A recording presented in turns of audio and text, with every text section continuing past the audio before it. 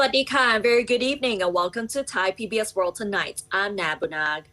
And I'm Hatay Deshakitiranan, and kicking off the program tonight, the Bangkok Metropolitan Administration, or BMA, has announced the extension of COVID-19 restrictive measures, including closures of several venues and delivery-only service for eateries located in shopping malls until the end of August, following the CCSA extension and expansion of lockdown measures to curb the continued surge in COVID cases and deaths across Thailand, especially in Bangkok.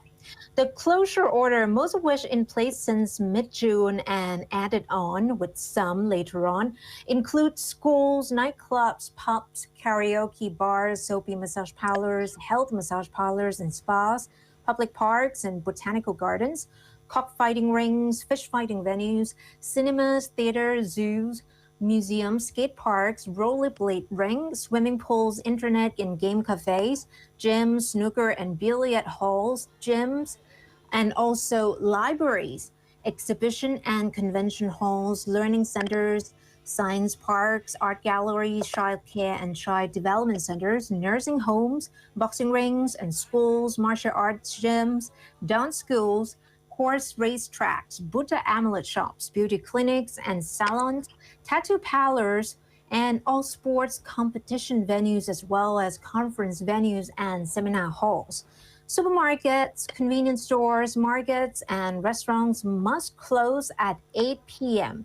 The eateries in mall can only open for deliveries but not takeaway service to reduce crowding. Restrictions have, however, been eased for construction workers, many of whom were infected with the virus before. But now the outbreak among them has been largely contained. They are now allowed to move within the sealed routes from their housing facilities to construction sites to work. And violators of the Communicable Diseases Act face up to 1 year in prison and or a maximum fine of 100,000 baht on conviction, while those found to be in violation of the emergency decree face up to 2 years in prison and or a maximum fine of 40,000 baht. And moving on now to vaccination, 10 million doses of COVID-19 vaccines, mainly AstraZeneca and Sinovac, will be distributed across Thailand this month, with Bangkok receiving up to 1.25 million, according to the Public Health Ministry. The vaccines also include 1.5 million doses of Pfizer-BioNTech received from the U.S. government yesterday. Inoculation with the new batches are aimed at the remaining unvaccinated elderly population in Bangkok, its neighboring provinces, and other COVID-19 dark red provinces, among others. 750,000 doses of vaccine will be directly allocated to Bangkok's 25 non-hospital vaccination sites each month without going through the Bangkok City Hall or BMA, following problems between government agencies concerning the amounts received, with an average of 1,000 doses received per day at each site. However, 500,000 doses will still be given to the BMA to manage this month, while the Bangsa Grand Station vaccination site is receiving a separate quota for its 20,000 recipients per day until the end of August. Meanwhile, 415,040 doses of the Oxford AstraZeneca vaccine donated by the UK will arrive in Thailand tonight at around 9 p.m. They will be distributed across the 29 dark red provinces.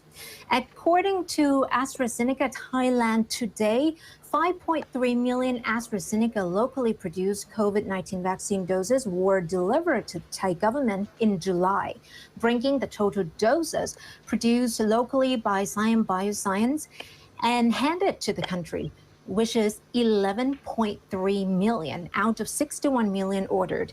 The company will send 5 to 6 million doses each month, falling short of the initial plan for 10 million.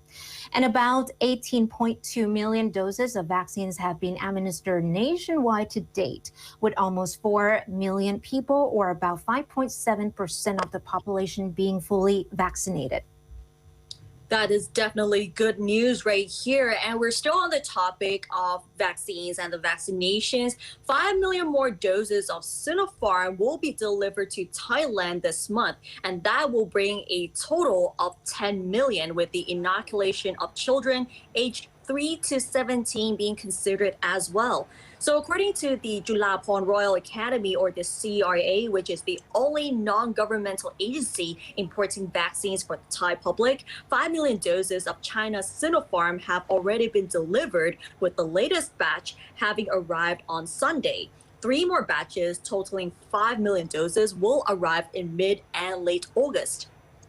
Around 8.9 million doses have already been allocated to private entities, local government organizations, vulnerable members of society, such as the elderly, bedridden patients, priests, those in crowded communities, and others without access to the vaccines, as well as other members of the public.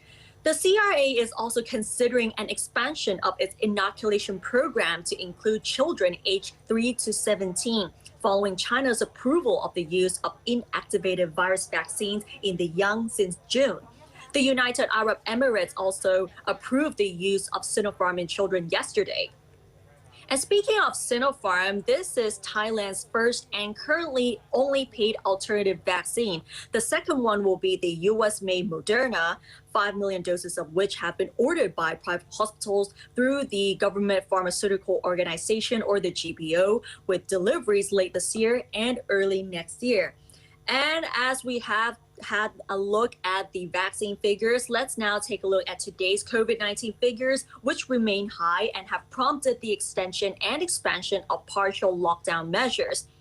As for today, 18,901 new cases and 147 more deaths are recorded, bringing the total infections and deaths in this current wave since April to over 623,000 and 5,221 respectively.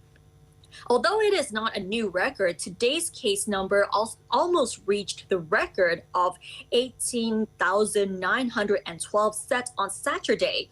Most of the infections are local transmissions, as only 7 cases come from overseas, with almost 750 cases from prisons.